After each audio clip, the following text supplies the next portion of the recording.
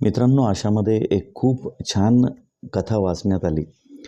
एक व्यापारी असतो, ज्याला त्याच्या व्यवसायामध्ये खूप मोठं नुकसान झालेलं असतं आणि तो खूप निराश झालेला असतो आणि त्या त्राग्यामध्ये तो त्याच्या बायकोशी भांडतो, मुलांशी भांडतो, आईवडिलांशी भांडतो आणि घर सोडून निघून जातो. रस्त्यामध्ये त्याला भगवान बुद्धांचा आश्रम लागतो. तो त्यांच्या चरणी जातो आणि त्यांना सांगतो की हे भगवान, मला या संसाराच्या मोहमायातून दूर जायचं आहे, तर मला तुमचं शिष्यत्व द्या. भगवान त्याची सगळी कथा ऐकून घेतात आणि त्याला म्हणतात, काही हरकत नाही, तू एक काम कर, जवळच एक तलाव आहे, त्या तलावातून माझ्यासाठी स्वच्छ नितळ पाणी घेऊन ये. तो घाईगडबडीत उठतो, त्या तलावावर जातो.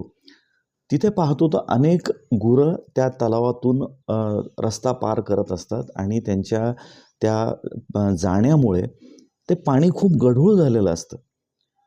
त्याला वाटतं की इतकं गढूळ पाणी आपण भगवान बुद्धांसाठी कसं न्यायचं, जेव्हा त्यांनी सांगितलं आहे की स्वच्छ नितळ पाणी घेऊन ये. तो तसाच निराश होऊन परत येतो. त्यांना सांगतो की असं असं पाणी खूप गढूळ होतं, त्यामुळे मी आणलं नाही. ते म्हणले, काही हरकत नाही, तू थोडा वेळ प्रवचन ऐकत इथे बैस, थोड्या वेळाने पुन्हा जा, तुला पाणी स्वच्छ झालेलं दिसेल. तो थोड्या वेळाने तिथे पुन्हा जातो आणि चमत्कार झाल्यासारखा तो बघायला लागतो की पाणी एकदम स्वच्छ नितळ झालेलं असतं. तो घाईघाईमध्ये पाणी भरतो आणि भगवान बुद्धांसाठी ते घेऊन येतो आणि त्यांना म्हणतो, हा काय चमत्कार आहे. म्हणे, मी पहिल्यांदा गेलो तेव्हा गढूळ पाणी इतकं होतं आणि थोड्याच वेळामध्ये इतकं पाणी नितळ झालं. तुम्ही असा काय चमत्कार केला. त्यावेळेला भगवान बुद्ध त्याला म्हणतात की वत्सा, मी कुठलाही चमत्कार केलेला नाही, तर हा निसर्गाचा नियम आहे.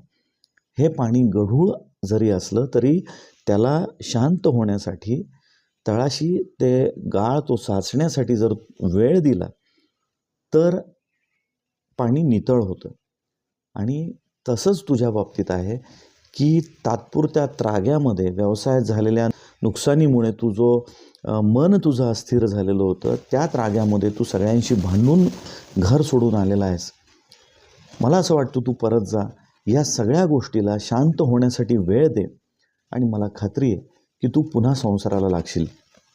तो व्यापारी काय समजायचं ते समजतो, परत जातो आणि मन तोवर त्याचं शांत झालेलं असतं आणि त्यानंतर तो सुखाने धंदा आणि संसार करायला लागतो. मित्रांनो, ही कथा वाचल्यानंतर मला 2 ओळी ज्या पटकन सुचल्या त्या अशा आहेत. पाणी गढूळ असले तर त्याचा निचरा होऊ द्यावा. पाणी गढूळ असले तर त्याचा निचरा होऊ द्यावा.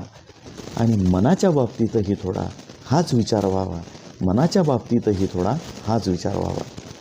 विचार करा.